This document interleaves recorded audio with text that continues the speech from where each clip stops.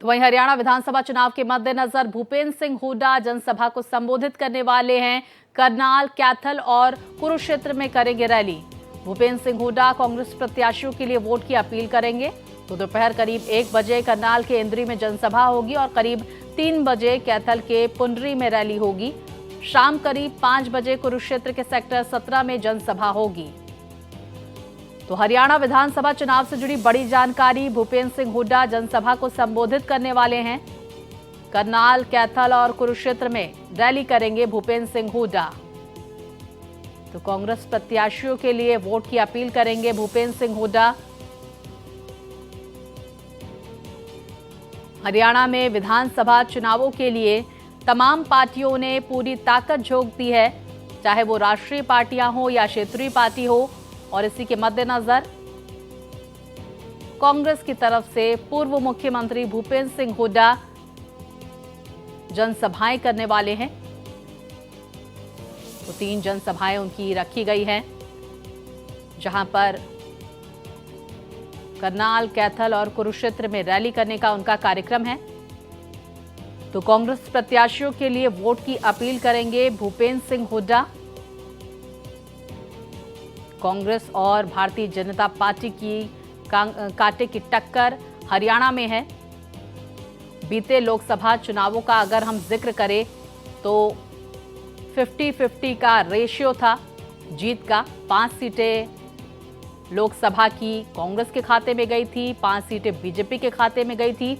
ऐसे में दोनों ही पार्टियों के लिए चुनौतियां बड़ी हैं और इसी के मद्देनजर दिग्गज चुनावी मैदान में प्रचार करते हुए नजर आ रहे हैं। विस्तार से तमाम जानकारियां मेरे सहयोगी देवनाथ हम तक पहुंचाएंगे। देवनाथ, एक तरफ जहां केंद्रीय गृह मंत्री अमित शाह यहां पर चुनाव प्रचार की कमान संभालते हुए नजर आएंगे, दूसरी तरफ भूपेंद्र सिंह हुड्डा हरियाणा के पूर्व मुख्यमंत्री वो भी चुनावी प्रचार करने वाले हैं। हरियाणा की तस्वीर आप कैसे देख रहे हैं? आपने एक सवाल पूछा था जब आप चाय पर चर्चा कर रहे थे कि कुमारी शैलजा जो हैं वो प्रचार से गायब नजर आ रही हैं, लेकिन अब मंच पर भले ही मन मार के वो बैठी हों, लेकिन उन्होंने भूपेंद्र सिंह हुड्डा के साथ मंच साझा किया था। तस्वीर बदली है क्या उसके बाद से? देखिए स्वाति, हरियाणा की बात करेंगे तो मैं कुरुक्षेत्र में हूँ। मेरे ठीक पीछे कुरुक्षेत्र विश्वविद्यालय है और आप समझ सकती हैं कि जब आप कुरुक्षेत्र में हो तो महाभारत कितना महत्वपूर्ण हो जाता है। और जो राजनीति में महाभारत है स्वाति, वो साफ साफ पूरे हरियाणा में दिखाई देता है। और आपने बात किया कि पार्टियों के अंदर भी एक दूसरे के खिलाफ तो महाभारत जारी है ही, पार्टियों के भीतर भी महाभारत है। खुद को आगे रखने की, खुद को मुख्यमंत्री के तौर पर पेश करने की, खुद के लोगों की लिस्ट सामने रखने की। तो जब आप चर्चा शैलजा की करेंगी तो ये सारी बातें आती हैं। अब मंच तो शेयर हो गया है, दिल मिला है, मन मिला कि नहीं मिला, सबसे बड़ी बात। इसके अलावा अगर आप पूरे हरियाणा के चुनावी समीकरण को देखना चाहती हैं तो मैं आपको बताता हूं कि भारतीय जनता पार्टी और कांग्रेस में कांटे का मुकाबला है। आम आदमी पार्टी अभी शुरुआती दौर में है और मुझे लगता है अभी वक्त लगेगा, लेकिन दोनों पार्टियों के बीच कांटे की जो लड़ाई है वो इस कदर है कि हर कोई जोर लगा करके इलेक्शन हर हाल में जीत लेना चाहता है। और जब आप रैलियों की बात करेंगे तो देखिए हुड्डा कई रैलियां संबोधित करेंगे, अमित शाह जो है रैलियां संबोधित करेंगे। और अभी जहां मैं खड़ा हूं कुरुक्षेत्र में, यहां पर कल ही नितिन गडकरी आए थे और उन्होंने भी यहां पर रैली को संबोधित किया है। तो जाहिर सी बात है कि वोटरों को लुभाने की जो कोशिश है वो लगातार हर पॉलिटिकल पार्टी के लीडर कर रहे हैं। लेकिन जो हरियाणा का आम मतदाता है, जो हरियाणा का गांव है, जो हरियाणा का शहर है, वो क्या सोचता है? 3 मुद्दे बहुत महत्वपूर्ण है। पहला मुद्दा ये है कि हम जिस जगह भी चाय पर चर्चा कर रहे हैं, हम जहां भी आम आदमी से बात कर रहे हैं, उसके दिल दिमाग पर एक मुद्दा जरूर है, वो है पर्ची और खर्ची। जहां भारतीय जनता पार्टी पर्ची और खर्ची को लेकर के कांग्रेस को घेर रही है, वहीं पर कांग्रेस कर रही है कि नहीं, पर्ची खर्ची जैसा कोई चीज नहीं है। दूसरा, सड़कों का जो जाल बिछा है वो भी बहुत महत्वपूर्ण है। केंद्र सरकार की बात होती है, नितिन गडकरी की बात होती है, लोग कहते हैं कि सड़कों का जाल बिछ गया, अभी तक ये ऐसा नहीं हुआ था। तीसरी बात, रोजगार एक बड़ा इशू है, इस पर बहुत महत्वपूर्ण बातें हैं।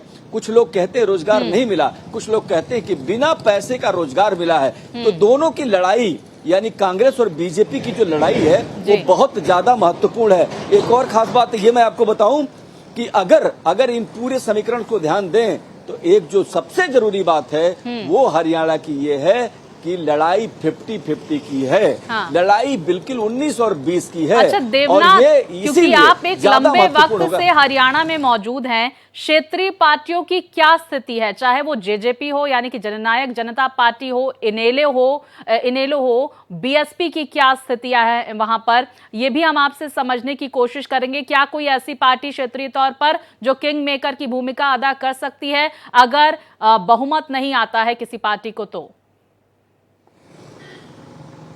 देखिए, आपने बहुत सही सवाल किया और इसका सही जवाब ये है नहीं, शायद नहीं, क्योंकि हरियाणा की जनता, मैंने कहा कि कांग्रेस और बीजेपी में से एक चुनना चाहती है। कल हम जो है करनाल में थे, करनाल में कुछ महिलाओं से बात कर रहे थे, उनका कहना था कि दो पॉलिटिकल पार्टियां ही मुकाबले में हैं और जहां भी हम जा रहे हैं यही देखने को मिल रहा है जो ग्राउंड पे कि दो पार्टियों के मुकाबला है, वो है बीजेपी, वो है कांग्रेस। अब निर्दलीयों की भूमिका जरूर महत्वपूर्ण है। कुछ निर्दलीय ऐसे भी हैं जो चुनाव को प्रभावित कर रहे हैं। इस बीच हम एक दर्शकों को बड़ी खबर दे देते हैं, आप बने रहिए हमारे साथ। देखिए, हरियाणा विधानसभा चुनाव से जुड़ी एक बड़ी खबर सामने निकल कर आ रही है। बीएसपी प्रमुख मायावती करेंगी रैली। फरीदाबाद में आज मायावती की जनसभा रखी गई है, ये बड़ी जानकारी सामने निकल कर आ रही है। देवनाथ, मैं आपका रुख करूंगी, अपनी बात पूरी करें। हाँ बिल्कुल, तो मैं यही कह रहा था कि लोग, जो हरियाणा के लोग हैं, वो दो पॉलिटिकल पार्टियों में मुकाबला देख रहे हैं, कांग्रेस और बीजेपी। और मुद्दों की बात करें, हरियाणा के मिजाज की बात करें, तो मैं आपको बताता हूं कि यहाँ पर गांव पे चौपाल लग जाती है, लोग चर्चा कर रहे हैं और हरियाणा का इतना शानदार एक वातावरण है कि विरोधी भी साथ में बैठा हुआ है, भाईचारे वाली स्थिति है। लेकिन 370 का जिक्र हो जाता है इसी हरियाणा में, कंगना रनौत के बयान का भी जिक्र इसी हरियाणा में हो जाता है, स्वाति, और यहाँ पर तो मोदी की चर्चा बहुत हो रही है। मोदी भी एक फैक्टर है। लोगों से पूछता हूं मैं, भारत एक्सप्रेस की टीम पूछती है कि क्या मोदी भी एक फैक्टर है, तो लोग कहते हैं क्यों नहीं। जो आम मतदाता है, बीजेपी और कांग्रेस जो दो खेमा है, अगर इसकी अलामा देखें तो एक साइलेंट वोटर है जो बोलता नहीं है, कुछ कह नहीं रहा है, जो बिल्कुल देवनाथ, है, मैंने देखा कि किस तरह से आपने लोगों से समझने की कोशिश की, लेकिन कुछ वोटर्स हैं जो कह रहे हैं कि वोटिंग के दिन ही वो जवाब देंगे, टीवी पर कुछ भी बोलेंगे नहीं। देवनाथ, बहुत शुक्रिया अहम जानकारियां हम तक पहुंचाने के लिए।